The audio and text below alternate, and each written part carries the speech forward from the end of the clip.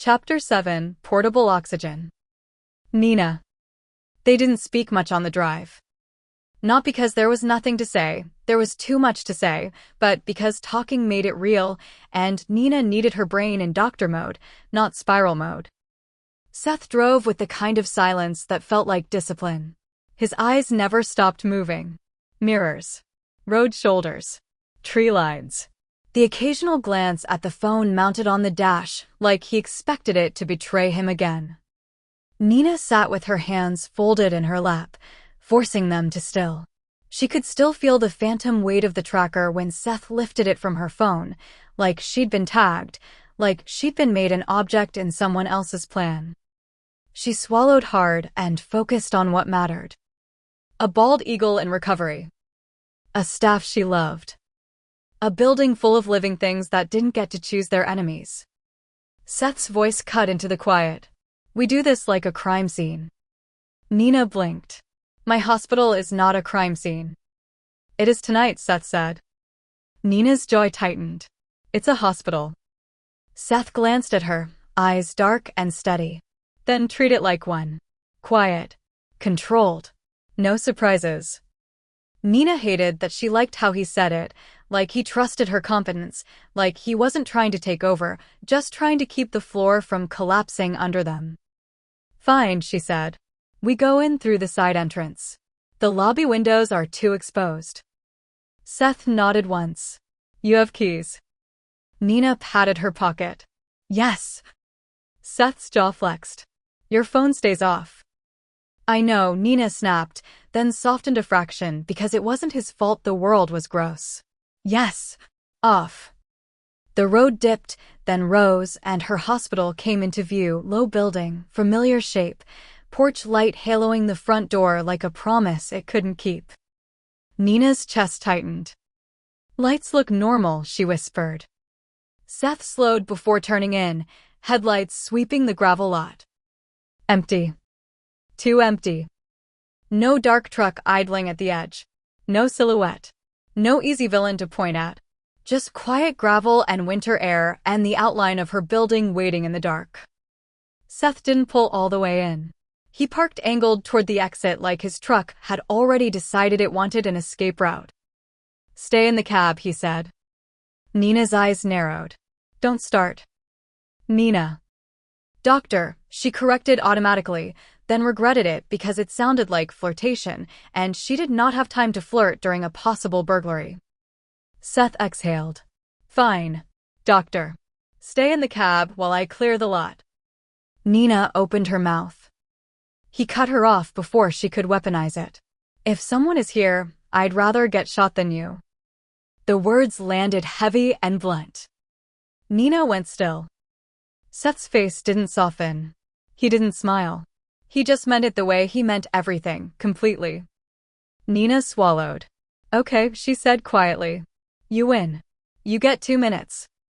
Seth nodded once, accepting the compromise like it was a gift, and stepped out into the cold. Nina watched through the windshield as he moved around the perimeter, flashlight beams slicing across fence lines and brush. He checked the corners, the side gate, the dumpster area where raccoons had once held a midnight rave and left a crime scene of their own. He crouched near the staff parking spots, the beam pausing as if something caught his eye. He straightened. Looked toward the building. Then back to the ground. Nina's pulse tripped. Seth returned to the truck and leaned in through the window, voice low. I found fresh boot prints. Nina's stomach dropped. Where? Along the side fence, Seth said. And near the side entrance. Nina's hands went cold. My staff didn't come in after closing. I know, Seth said. Nina forced her breath slow. Okay, we go in together. Seth's eyes narrowed. We go in together, he agreed, and the fact he didn't argue, didn't try to overrule her, made her respect him more than she wanted to. They moved like thieves toward Nina's own building. Nina hated that. She hated that the place she'd built with love, sweat, and grant money now required stealth. Seth stayed slightly in front, not blocking her but positioning himself between her and the dark like he did it without thinking. Nina kept pace, keys tight in her fist.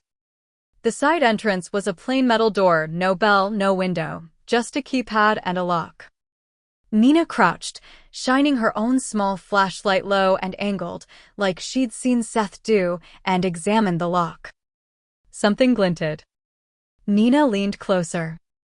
The edge of the latch plate was scratched, thin lines, fresh. A tool mark. The kind you got from someone slipping something into the frame and forcing it. Her throat tightened. They tried this. Seth's voice was a whisper beside her. Or they got in. Nina's heart slammed. She swallowed hard and slid the key in. It turned. Too easily. Nina froze. Seth's hand lifted, stopping her. Listen. Nina held her breath. Inside, the building was silent, no alarms, no footsteps, no obvious chaos. But silence in a hospital was never truly silence. There was always hum, always breath, always something alive. Tonight, the hum felt wrong. Nina pushed the door open a fraction, just enough to see a sliver of hallway. Dim emergency lights glowed along the baseboards. The smell hit her next. Disinfectant, yes, but layered with something else. A faint metallic tang. Like blood. Nina's skin went cold. Seth nudged the door wider with his boot and slipped inside first. Nina followed, door closing behind them with a soft click that sounded too final. They stood in the dark hallway with only their flashlights, and Nina felt the building shift around her, familiar but off, like walking into your own house and noticing the furniture moved an inch. She whispered, "I see you first." Seth nodded.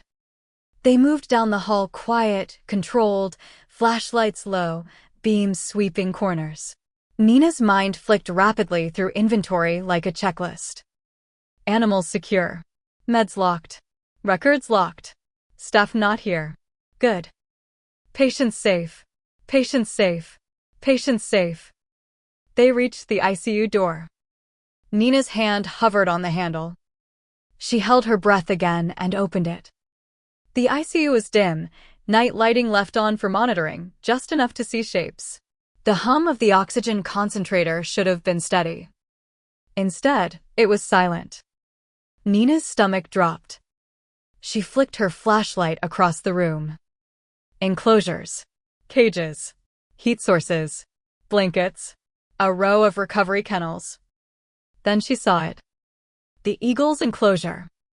The cover was half pulled back, like someone had looked in. Nina moved before she could stop herself, crossing the room fast.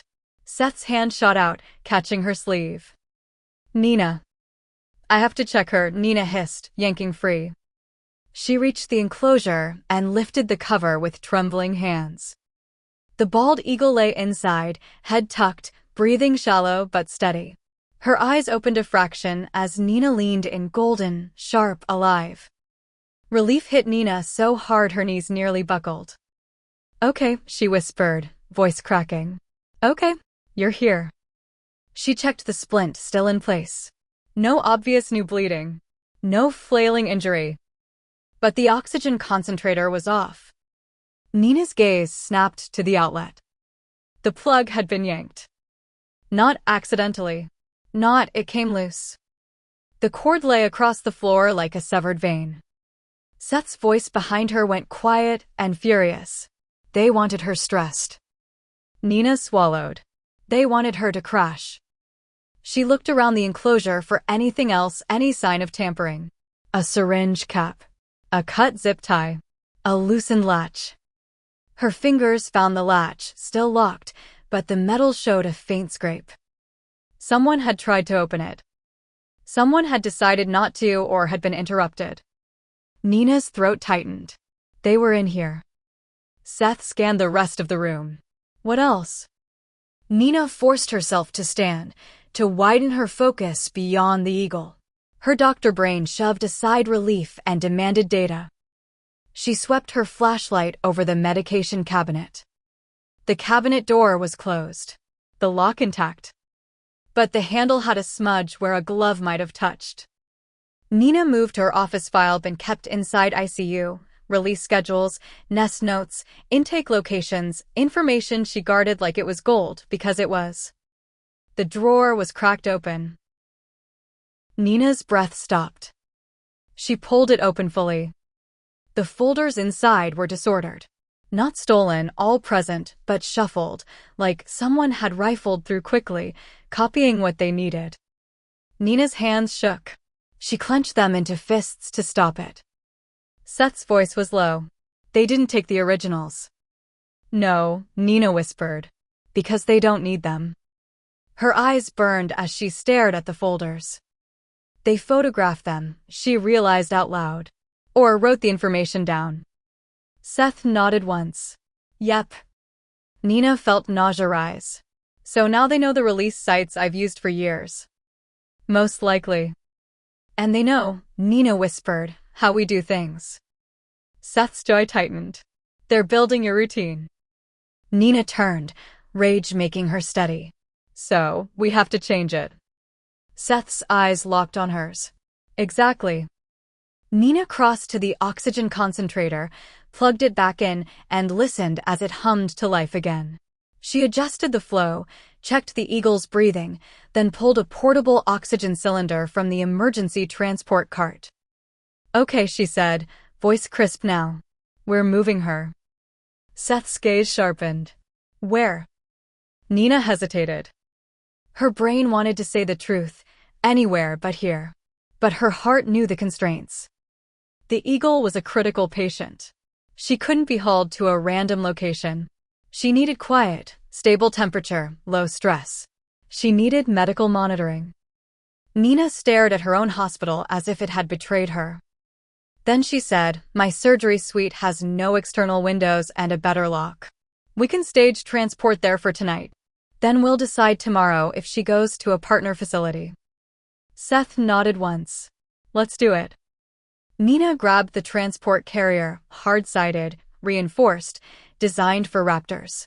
She lined it with a towel, placed a soft cover inside, made it dark and calm.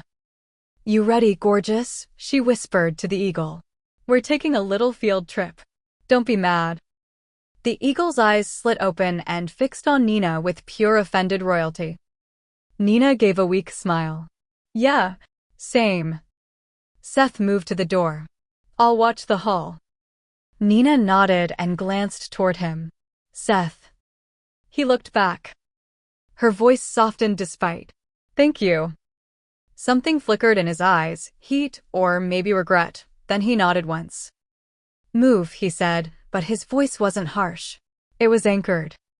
Nina and Seth worked together without speaking much, like they'd done this before, like crisis had made them fluent. Nina covered the eagle's head with the towel. Mara's voice echoed in her head, big bird, big feelings. Nina cradled the eagle's body, careful around the splint. Seth held the carrier open and steady. Their hands brushed once, accidentally. Nina's breath caught. Seth's fingers stilled for a fraction, then moved again, professional, controlled. But Nina felt it anyway, the spark under the tension, the strange intimacy of trust built in danger. They settled the eagle into the carrier and latched it. Nina clipped the portable oxygen to the cart and rolled it into the hall. Seth guided them down the corridor, flashlight sweeping ahead. Halfway to surgery, Nina's eyes caught something near the floor by the staff room door. A small speck. White. Her chest tightened. She crouched slowly, shining her light closer. A feather. Not down. Not a random molted bit from a songbird. A single bald eagle feather, small, clean, placed deliberately near the threshold like a calling card. Nina stared at it until her vision blurred. Seth crouched beside her. Don't touch it. Nina's voice came out thin. That's from her. Seth's eyes were hard. Yes. Nina swallowed. They were close enough to pluck it. Or they brought it, Seth said quietly. To make sure you understood. Nina's hands trembled. She folded them tight in her lap like she could keep them from breaking. They were here, she whispered. Inside my hospital. Seth's voice dropped low iron. And they'll regret it. Nina looked up at him. His face was shadowed by the flashlight angle, but she could see the set of his jaw, the controlled fury. And she realized suddenly, sharply, that Seth wasn't just a by-the-book officer. He was a man with a line. And someone had stepped over it. Nina forced herself to stand. "We document," she said, voice steadier now. "We photograph that feather, that cord, the tool marks, the file drawer. Everything. Then we move her and lock this place down." Seth nodded. "Yes." They pushed the cart toward surgery. As they reached the door, Nina glanced back down the hall at the dim lights, the silent rooms, the shadows where someone had moved through her world without permission. Her hospital had always been a sanctuary. Tonight, it felt like a battlefield. Nina turned to Seth. "Tomorrow," she said softly, "we call federal." Seth's eyes held hers. "Tonight," he corrected. Nina's mouth tightened. Then she nodded. "Tonight." Seth opened the surgery suite door, and Nina rolled the cart in. The carrier bumped lightly over the threshold. Inside, the room was windowless, sterile, secure. Nina locked the door behind them with a click that sounded like a vow. And as the eagle settled into the darkness of the carrier, alive, stubborn, refusing to die, Nina felt her fear shift into something sharper. Not panic. Purpose. Because now this wasn't just about saving a bird. It was about taking her world back.